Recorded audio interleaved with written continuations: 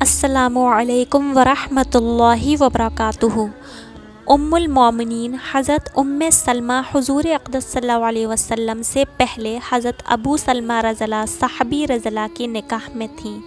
دونوں میں بہت ہی زیادہ محبت اور تعلق تھا، جس کا اندازہ اس قصے سے ہوتا ہے کہ ایک مرتبہ سلمہ رضی اللہ نے ابو سلمہ رضی اللہ سے کہا کہ میں نے یہ سنا ہے کہ اگر مرد اور عورت دونوں ہی جنتی ہوں اور عورت مرد کے بعد کسی سے نکاح نہ کرتی ہے تو وہ عورت جنت میں اسی مرد کو ملے گی۔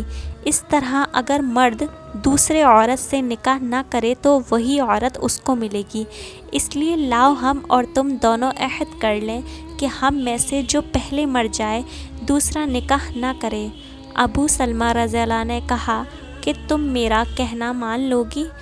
سلمہ رضی اللہ نے کہا کہ میں تو اسی واسطے مشورہ کر رہی ہوں کہ تمہارا کہنا مانوں۔ ابو سلمہ رضی اللہ نے کہا کہ تو میرے بعد نکاح کر لینا۔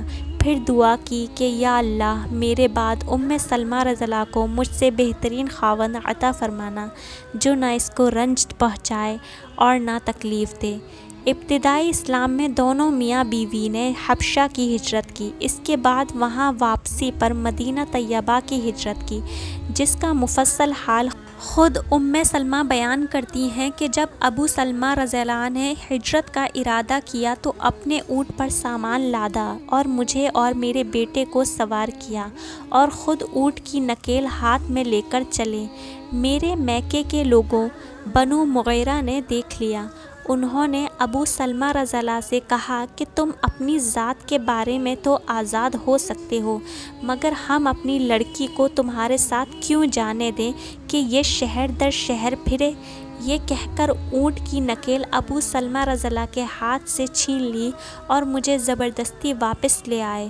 میرے سسرال کے لوگ بنو عبد السعد کو، جو ابو سلمہ رضی اللہ کے رشتہ دار تھے، جب اس قصے کی خبر ہوئی تو وہ میرے میکے والوں بنو مغیرہ سے جھگڑنے لگے کہ تمہیں اپنی لڑکی کا تو اختیار ہے، مگر ہم اپنے لڑکے سلمہ رضی اللہ کو تمہارے پاس کیوں چھوڑ دیں، جبکہ تم نے اپنی لڑکی کو اس کے خاوند کے پاس نہیں چھوڑا؟ اور یہ کہہ کر میرے لڑکے سلمہ کو بھی مجھ سے چھین لیا۔ اب میں اور میرا لڑکا اور میرا شوہر تینوں جدا جدا ہو گئے۔ خاوند تو مدینے چلے گئے، میں اپنے میکے میں رہ گئی اور بیٹا اپنے ددھیال میں پہنچ گیا۔ میں روز میدان میں نکل جاتی اور شام تک رویا کرتی۔ اسی طرح پورا 1 سال مجھے روتے روتے گزر گیا۔ نہ میں خاوند کے پاس جا سکی، نہ بچہ مجھے مل سکا۔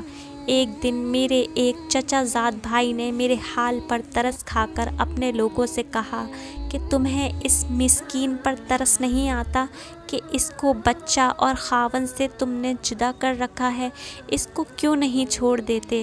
غرض میرے چچا زاد بھائی نے کہہ سن کر اس بات پر ان سب کو راضی کر لیا۔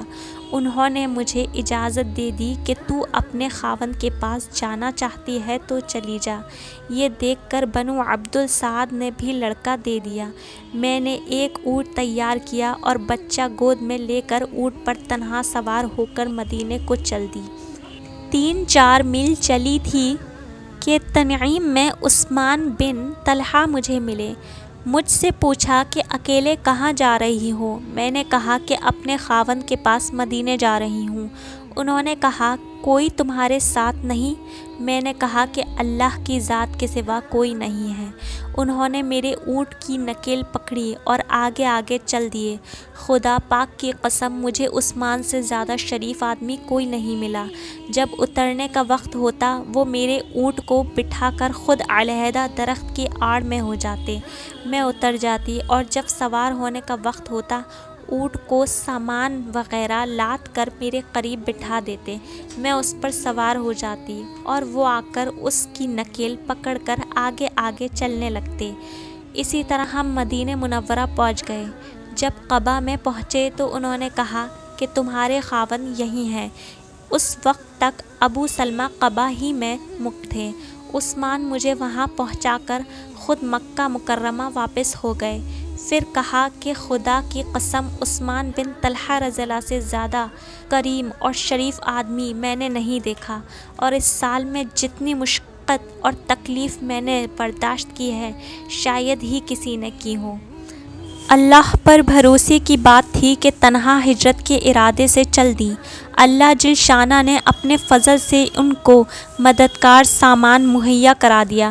جو اللہ پر بھروسہ کر لیتا ہے اللہ جل شانہ اس کی مدد فرماتے ہیں۔ بندوں کے دل اس کے قبضے میں۔ ہجرت کا سفر اگر کوئی محرم نہ ہو تو تنہا بھی جائز ہے۔ السلام علیکم ورحمۃ اللہ وبرکاتہ۔ اگر آپ کو یہ قصہ پسند آیا تو پلیز لائک اور سبسکرائب کریں ہمارے چینل کو۔